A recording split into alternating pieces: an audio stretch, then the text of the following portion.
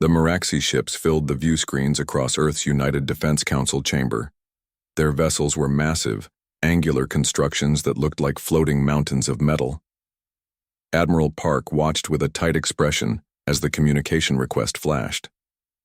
"Accept the transmission," she ordered. The face that appeared made several council members flinch. General Dak of the Meraxi Imperium had gray-green scaled skin pulled tight over a skull that seemed too large for his body. His 6 eyes blinked, in different patterns, creating an unsettling effect. "Humans." Dak's translator converted his clicking speech. "I speak for the Meraxi Imperium. We have conquered 17 systems in your sector. You are the last power standing between us and total dominance." Admiral Park straightened her uniform.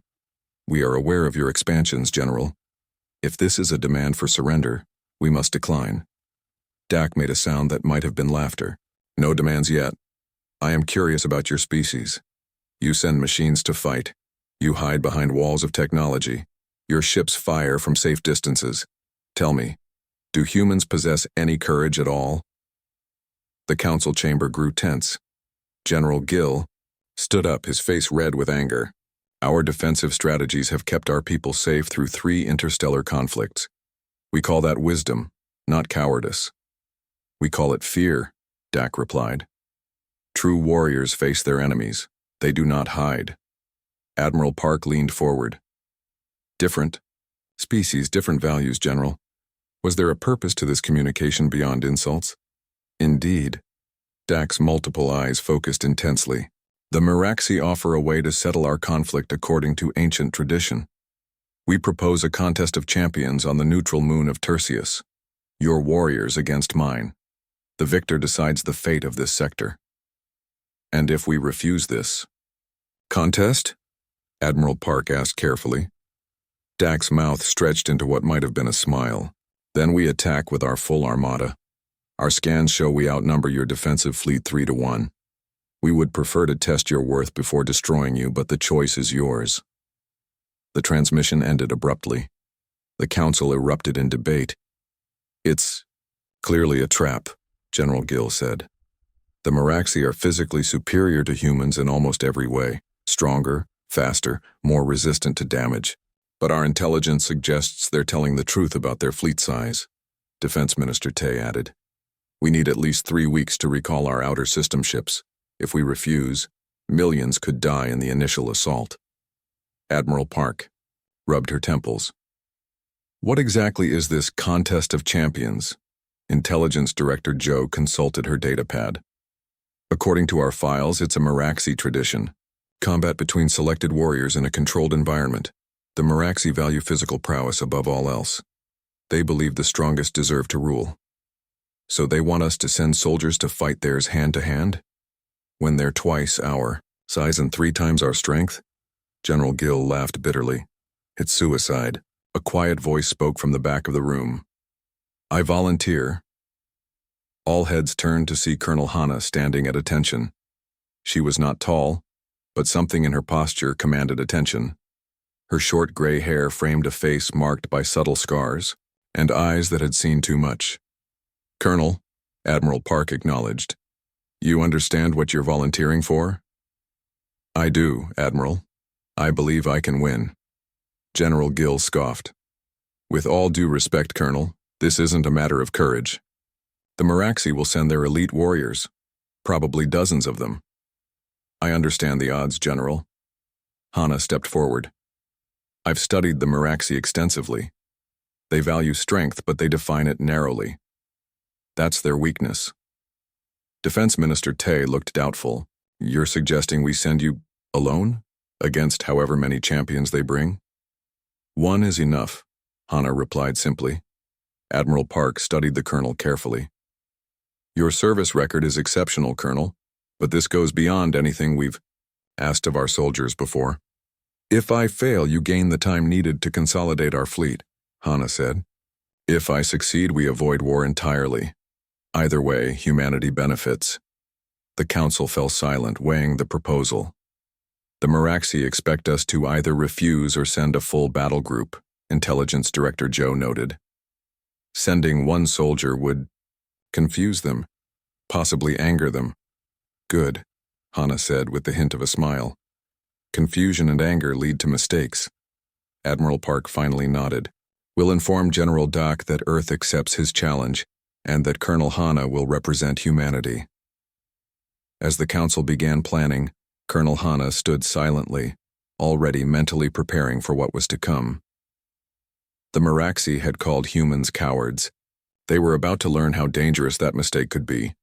Colonel Hana sat alone in the small transport shuttle as it approached Tertius, the neutral moon where the contest would take place.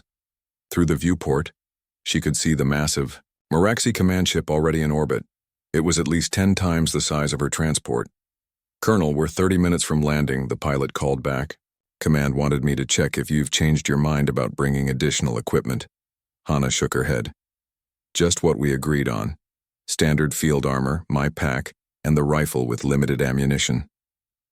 Against 50 Meraxi warriors, the pilot muttered. They're built like tanks with those exoskeletons. Hana smiled slightly. Mass isn't always an advantage. She returned to checking her gear. Her field armor was lightweight, designed for mobility rather than heavy protection. Her pack contained water, medical supplies, and a few specialized tools. Nothing that would impress the Meraxi. The shuttle touched down on the designated landing pad. Through the viewport, Hana could see the official delegation from 7 different species already assembled. The Meraxi warriors stood in formation, their ceremonial armor gleaming in the pale light of the distant sun. Good luck, Colonel, the pilot said as the door opened. All of humanity is watching. Hana nodded and stepped out onto the surface of Tertius. The gravity was slightly lighter than Earth standard, a small advantage she had already factored into her plans. The alien representatives watched her approach. She could read the confusion in their postures and expressions, even across species, barriers. They had expected a team, perhaps even a small army. Not one woman walking alone. General Dak stepped forward from his warriors. Up close, he was even more imposing than in the transmission.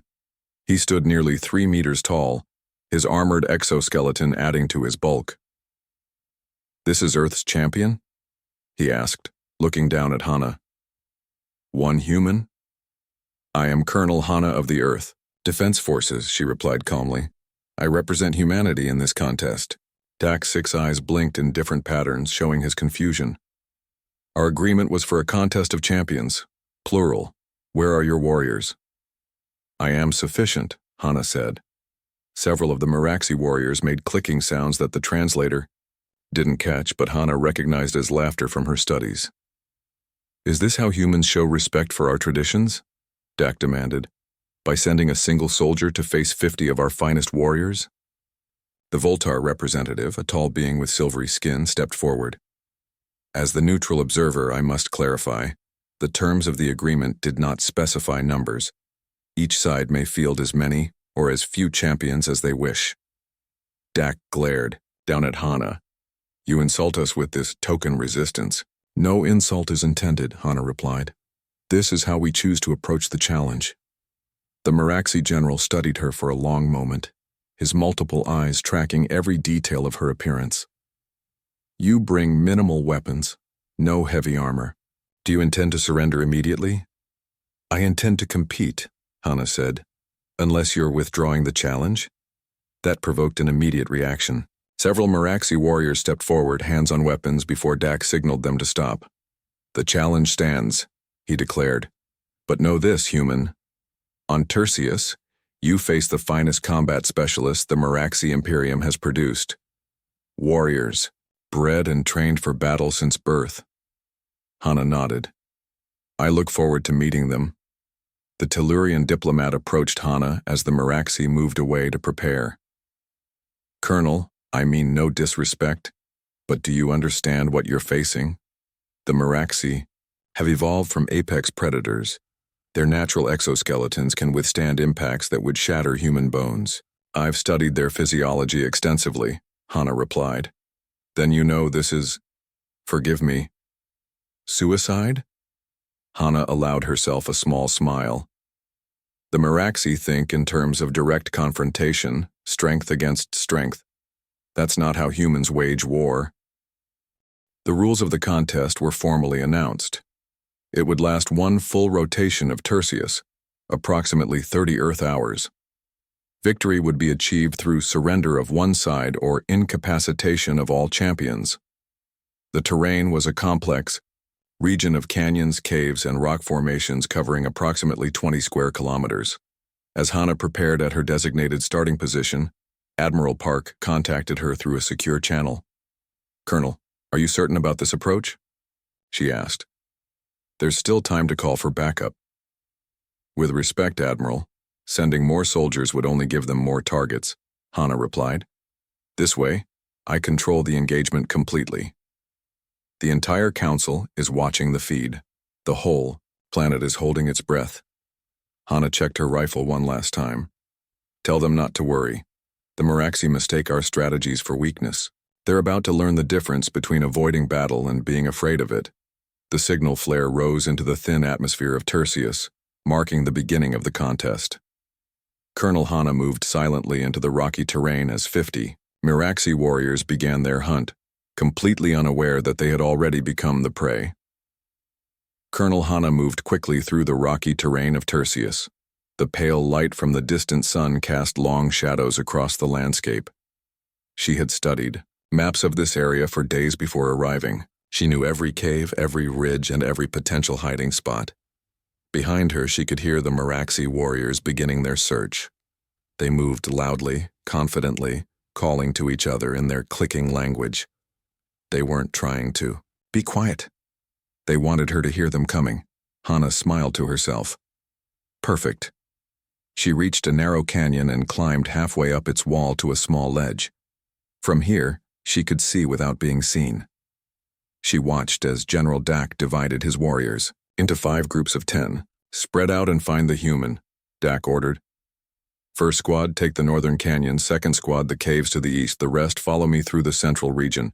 Remember, she must be captured alive to acknowledge defeat." Hana watched. The first squad moved toward the northern canyons. They moved in tight formation, weapons ready. She waited until they passed beneath her position before dropping a small device into the middle of their group. It bounced once and released a cloud of fine powder. The Meraxi warriors looked down at it in confusion. Then, one by one, they began sneezing violently. Their communication devices shorted out as liquid from their breathing passages splashed across the sensitive equipment. Hana had created the powder specifically for Meraxi physiology.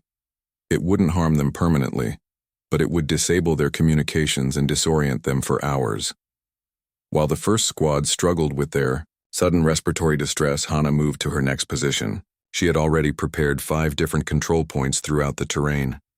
At each one, she had hidden supplies and set traps. The second Meraxi squad approached the eastern caves cautiously. Their leader held up a hand, signaling the others to stop. "The human came this way," he said, pointing to barely visible footprints in the dust. "Be alert." They followed the tracks into a narrow cave. The passage became tighter, forcing the large Meraxi warriors to move in single file. The leader pushed forward, his hand against the rough stone wall for balance. His fingers touched something sticky. He pulled his hand back and found a clear substance coating his palm. "What is this?" he wondered aloud. From deeper in the cave came a low humming sound. Suddenly, thousands of small flying insects swarmed toward them, attracted by the sweet gel on the warrior's hand. The cave filled with the buzzing creatures getting into the warrior's eyes and breathing slits. The Meraxi squad retreated in disarray, swatting uselessly at the swarm. They didn't notice the small camera watching them from a crevice in the ceiling. In her third prepared position, Hana viewed the footage with satisfaction. 2 squads effectively neutralized without firing a single shot. The local insects weren't dangerous, just extremely annoying, and completely overwhelming to warriors who had never encountered them before. General Dak received the reports from his disabled squads with growing anger. "She is using the environment against us," he told his remaining warriors. "This is not honorable combat." One of his sub-commanders spoke up. "General, perhaps we should adapt our approach. The human is a coward who refuses to face us directly." Dak interrupted. "We will continue as planned. All remaining warriors converge on the central ridge. We will force her into the open. Hana watched through her scope as the remaining 30 Meraxi warriors grouped together and began moving toward the central ridge, exactly where she wanted them. She moved silently through a hidden passage the rock face emerging on a ledge above the narrow pass the Meraxi would have to use. As they approached, she readied her rifle and took careful aim at the rock face above them. The shot echoed across the canyon. The Meraxi warriors immediately dropped into defensive positions, scanning for the source of the sound. They didn't notice the small cracks spreading across the rock face until it was too late. A rock slide tumbled down, not large enough to seriously harm the warriors, but enough to separate them into smaller groups and block their easy path forward. Dust filled the air, reducing visibility to near zero. In the confusion, Hana moved again, staying one step ahead of her pursuers. By midday, half of the Meraxi force had been neutralized without Hana firing a single shot directly at them. Some were trapped in dead-end canyons with collapsed entrances. Others were temporarily blinded by flash devices calibrated specifically for Meraxi eyes. Still others had walked into areas where the thin air of Tertius had been supplemented with a gas that made Meraxi sluggish and confused. General Dak stood on a ridge surveying the battlefield with growing fury. Not one of his warriors had even seen the human clearly, let alone engaged her in combat. "This is not war," he raged to his remaining elite guards. "This is trickery." From somewhere in the rocks around him, Hana's voice responded through a small speaker she had planted earlier. "This is exactly what war is, General. Understanding your enemy better than they understand themselves." Dak spun around, trying to locate the source of the voice. "Face me, human. Face me and fight with honor." "I am fighting," came the calm reply. "I'm just not fighting the way you expected. That's your first mistake. There will be others." The sound of another rock slide echoed in the distance as more Meraxi warriors found themselves separated from their comrades. The contest was only beginning, but Colonel Hana had already seized control of the battlefield. The light of Tertius's distant sun began to fade as night approached. General Dak gathered his remaining 15 warriors in a defensible position, among large boulders. His anger had evolved into something more dangerous, respect mixed with determination. "The human is clever," he admitted to his elite guards. "She uses our size against us. She knows the terrain better than we do. She understands our weaknesses." Sub-Commander Tech nodded. "She has disabled more than half our force without direct confrontation. And without killing anyone," another warrior noted. "My squad was trapped in that cave for hours, but we could have escaped if we truly needed to. She's not trying to harm us permanently." Dak considered this information carefully. "She's sending a message, showing restraint to demonstrate superiority." His multiple eyes narrowed. "A tactic I understand well." He stood and addressed his remaining warriors. "New strategy. We will go dark. No more communications devices. She's tracking them. No more group movements. She targets our formations. We hunt alone, silently, as our ancestors did before technology." The Meraxi warriors removed their communication equipment and spread out into the darkness. Each moved according to their natural hunting instincts, using their superior night vision to scan the rocky landscape. From her hidden position in a narrow cave, Colonel Hana watched them through thermal imaging goggles. She had anticipated this. Adaptation. The Meraxi were apex predators on their homeworld. When technology failed them, they would return to their evolutionary advantages. Hana checked her remaining supplies. She had used most of her prepared traps and diversions. Now came the most dangerous phase of her plan. She moved silently through the darkness, placing small devices at specific points around the Meraxi perimeter. Each one could emit sounds or scents designed to confuse Meraxi senses. She activated them in sequence, creating a pattern of distractions that pulled the warriors further apart. One Meraxi warrior followed a sound that seemed like footsteps. He turned a corner and found himself face to face with Colonel Hana. For a moment, both stood perfectly still, surprised by the direct encounter. The warrior was nearly twice Hana's size, with natural armor and strength far exceeding human capabilities. He lunged forward with startling speed, his clawed hands reaching for her. Hana didn't retreat. Instead, she stepped toward the attack, ducking under his grasp and pressing a small device against his exoskeleton. The device activated with a soft hum. The warrior froze mid-motion, his muscles locked by the precisely calibrated electrical pulse. "Your nervous system is fascinating," Hana said quietly as she eased the paralyzed warrior to the ground. "So, much stronger than ours, but with very specific vulnerabilities." She moved on before the others could investigate their comrade's silence. One by one, she located and neutralized 5 more warriors using similar techniques. Never engaging in direct combat, always using their physiology against them. "General." Dak realized his warriors were disappearing too quickly. He signaled the remaining 8 to regroup at his position. As they gathered, he noticed how the human had systematically isolated and disabled his best fighters. "She hunts the hunters," he said with grudging admiration. "But now we will set a trap of our own." Dak ordered his warriors to create obvious tracks leading to a box canyon. They made camp there, appearing vulnerable, with Dak himself sitting alone by a small heat source. From her vantage point, Hana studied this new development. The trap was obvious, but it told her something important. Dak was getting desperate. He was sacrificing subtlety for speed, instead of approaching the canyon. Hana circled around to the high ridge above it. From there, she could see the hidden Meraxi warriors positioned among the rocks. She took careful aim with her rifle and fired 3 shots in rapid succession. The shots didn't target the warriors. Instead, they struck the narrow canyon walls at specific stress points. Cracks spread rapidly across the rock face. The Meraxi looked up in alarm as small rocks began to fall. "Not again," one warrior groaned as the entrance to the canyon collapsed, trapping them inside without causing injury. Hana descended to where General Dak sat alone, seemingly unaware his trap had failed. As she approached, she kept her rifle ready but pointed downward. "Your warriors are trapped but unharmed," she said. "They have air and will be easily freed after our contest ends." Dak turned slowly. For the first time, he faced the human directly. "You could have killed them or me many times over." "That wasn't my mission," Hana replied. "What is your mission, human? If not to defeat us, to educate you." Hana took a step closer. "Your entire understanding of strength is limited to physical dominance. Humans evolved differently. We were never the strongest species on our planet. We survived by understanding our environment and our adversaries better than they understood us." Dak stood towering over her. "So now we fight, 1 against 1?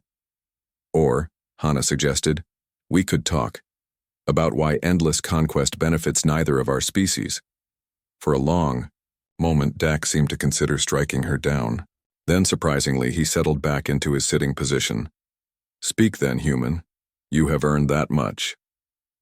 As the night deepened on Tertius, hunter and hunted sat together, their conversation marking the true turning point. Not just of the contest, but potentially of the relationship between their species. The sun rose slowly over the rocky landscape of Tertius, casting long shadows across the gathered representatives from 7 species. They had been waiting anxiously through the night, uncertain of the contest's outcome. Many had placed bets on how quickly the lone human would surrender or die. Instead, they watched in stunned silence as 2 figures emerged from a narrow pass between tall rock formations. Colonel Hana walked steadily, her uniform dusty but largely intact. Beside her walked General Dak, his massive form moving with the smooth grace of a natural predator. What shocked the observers was not just that both were alive, but that they appeared to be talking calmly. Behind them came the Meraxi warriors, all 50 of them. Some showed signs of their encounters with Hana's traps: irritated eyes, slight limps, residual paralysis in their limbs, but all were alive, and none appeared permanently injured. The Voltar representative stepped forward, his silver skin reflecting the morning light. "We must know the outcome of this contest. Who has surrendered?" General Dak looked down at the much smaller human beside him, then faced the gathered observers. "There is no surrender. There is understanding." Murmurs of confusion spread through the watching crowd. The rules require a victor, insisted the Tellurian diplomat. Without clear surrender or incapacitation of all champions on one side. I acknowledge the human victory, Dak interrupted, his voice carrying across the gathering. Colonel Hana could have eliminated every warrior under my command, including myself. She chose a different path. The Meraxi warriors behind him stood straighter at these words, showing neither shame nor anger at their defeat. Instead, they regarded the human with something that looked remarkably like respect. Explain, demanded the Voltar representative. Colonel Hana spoke for the first time. Throughout the night, General Dak and I discussed the futility of our conflict. The Meraxi seek to prove their superiority through conquest. Humans seek to protect what we've built. Both goals can be achieved without war. Admiral Park's shuttle landed nearby and she emerged with a small diplomatic team. She approached Hana with obvious relief. Colonel, when communication went dark, we feared the worst. Communication was unnecessary, Hana replied. The contest evolved beyond combat. General Dak turned to his warriors. The human could have killed many of us. Instead, she demonstrated that understanding an enemy is more powerful than brute strength. Our tradition says the strongest deserve to rule. Today I learned that strength takes many forms. Sub-Commander Tech stepped forward. General, does this mean we abandon our conquest? It means we reconsider what conquest means, Dak replied. The humans have technologies and approaches we lack. They have strategic thinking that complements our tactical strengths. There is more to gain through alliance than through subjugation. Admiral Park looked skeptical. After you called us cowards and threatened our worlds, we misunderstood, Dak admitted. We saw your distance in battle as fear. Colonel Hana showed us it was calculation. You avoid unnecessary conflict not from weakness, but from wisdom. The observers watched in amazement as human and Meraxi leaders began outlining terms for a peace agreement. The Tellurian diplomat whispered to her assistant, "One human soldier accomplished what our combined fleets could not." Near the edge of the gathering, a young Meraxi warrior approached Colonel Hana cautiously. "Human," he said, his translator struggling with his formal tone. "I was among the first squad you disabled, with the powder that affected our breathing." Hana nodded. "No permanent damage, I hope."